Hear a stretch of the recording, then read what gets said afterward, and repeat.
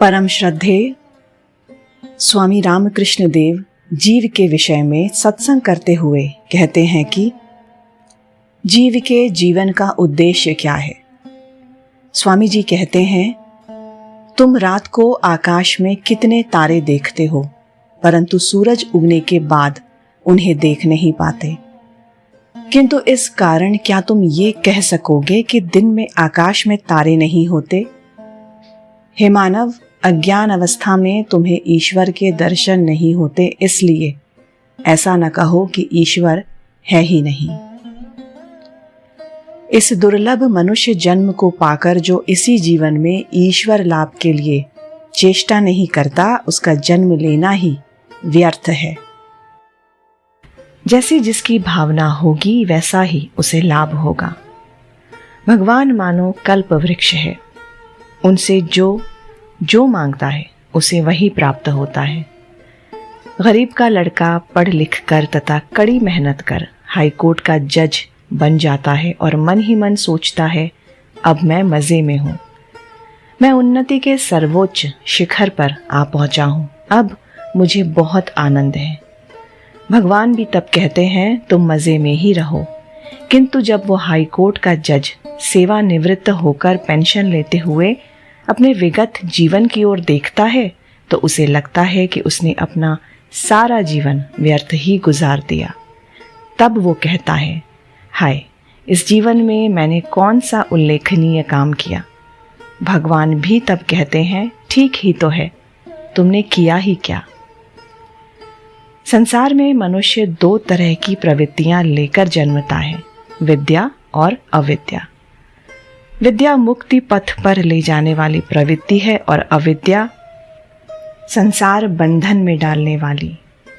मनुष्य के जन्म के समय ये दोनों प्रवृत्तियां मानो खाली तराजू के पल्लों की तरह समतोल स्थिति में रहती हैं, परंतु शीघ्र ही मानो मन रूपी तराजू के एक पल्ले में संसार के भोग सुखों का आकर्षण तथा दूसरे में भगवान का आकर्षण स्थापित हो जाता है।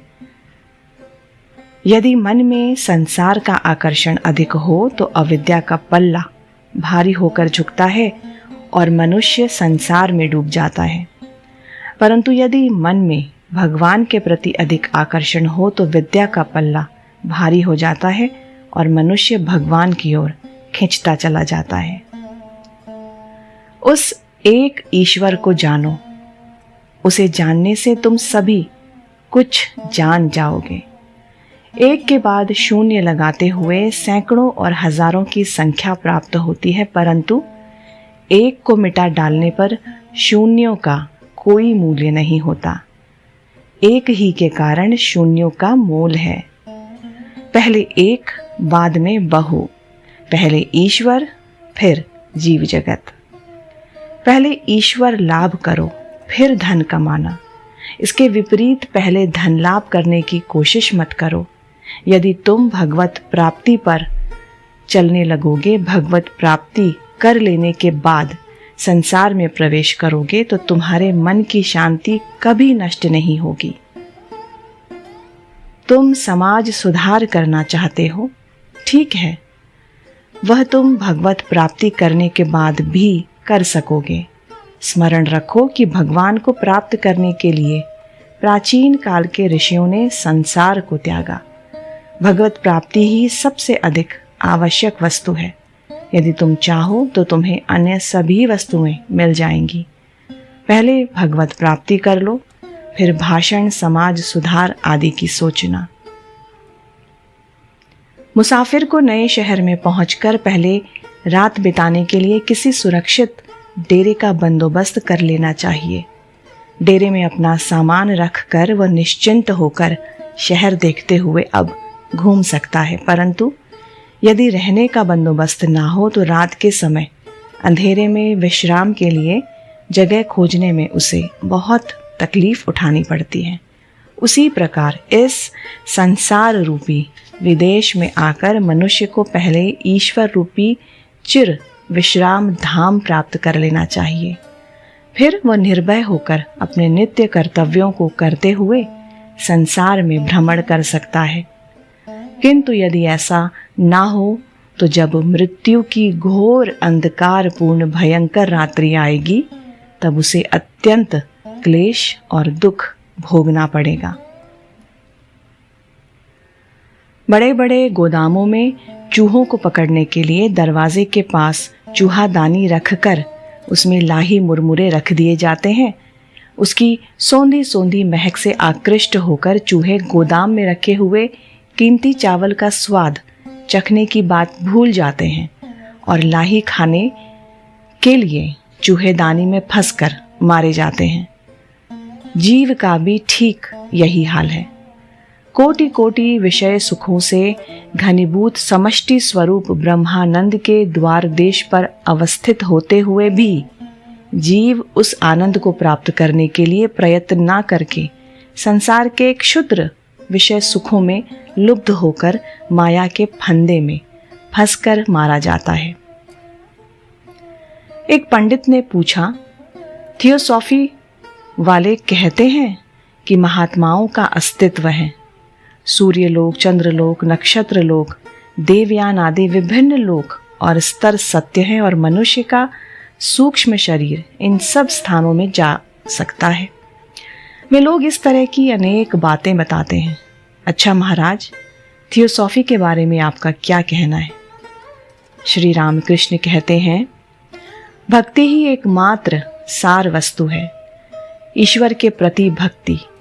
क्या वे लोग भक्ति के लिए प्रयत्न करते हैं? अगर ऐसा है तो ठीक है। अगर उनका उद्देश्य ईश्वर का साक्षात्कार करना हो तो अच्छा है, लेकिन याद रखो कि सूर्यलोक, चंद्रलोक, नक्षत्रलोक आदि तुच्छ विषयों में डूबे रहना ईश्वर की खोज का सही रास्ता नहीं है।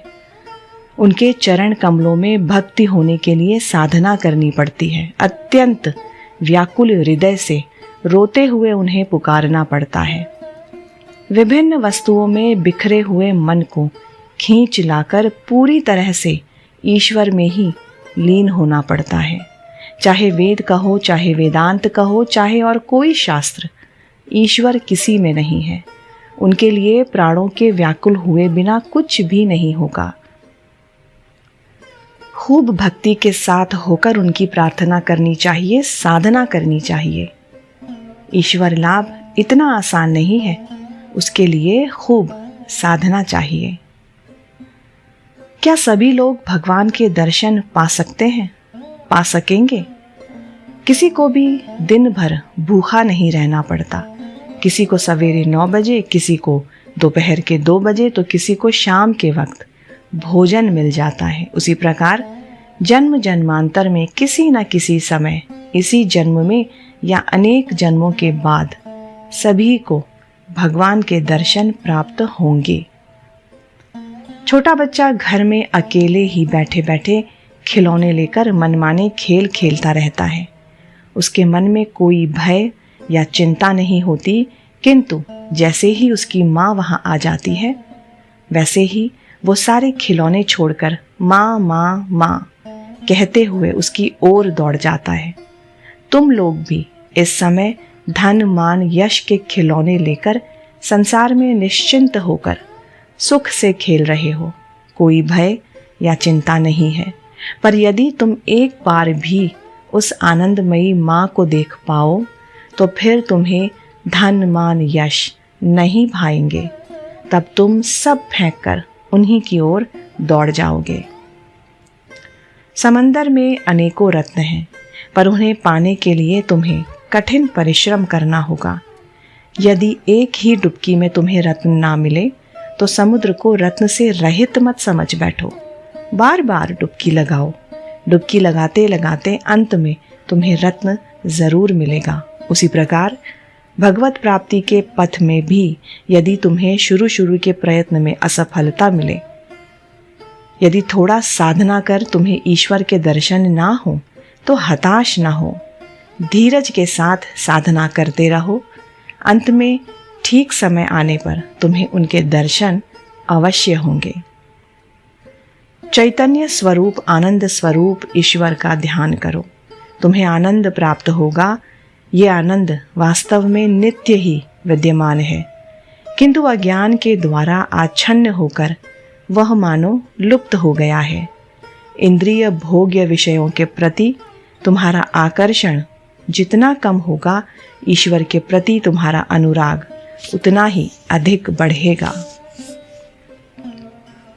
केवल धन संचय कर कोई धनी नहीं होता। ठीक ठीक धनी का लक्षण यह है कि उसके घर में हर एक कमरे में दिया जलता है। गरीब आदमी इतना तेल खर्च नहीं कर पाता, इसलिए वह इतने दियों का प्रबंध नहीं कर सकता है। देह मंदिर को भी अंधेरों में नहीं रखना चाहिए, उसमें ज्ञान का दीप जलाना चाहिए। ज्ञान प्रदीप जला निज घर में, ब्रह्ममयी का मुख देखो ना। हर एक व्यक्ति ज्ञान लाभ कर सकता है। हर एक जीवात्मा का परमात्मा के साथ संयोग है। हर एक घर में गैस की नली होती है, जिसके द्वारा गैस कंपनी से गैस आ सकता है। बस योग्य अधिकारी को अर्जी भेजो, गैस भिजवाने का प्रबंध हो जाएगा और तुम्हारे घर में गैस बत्ती जलने लग जाएगी।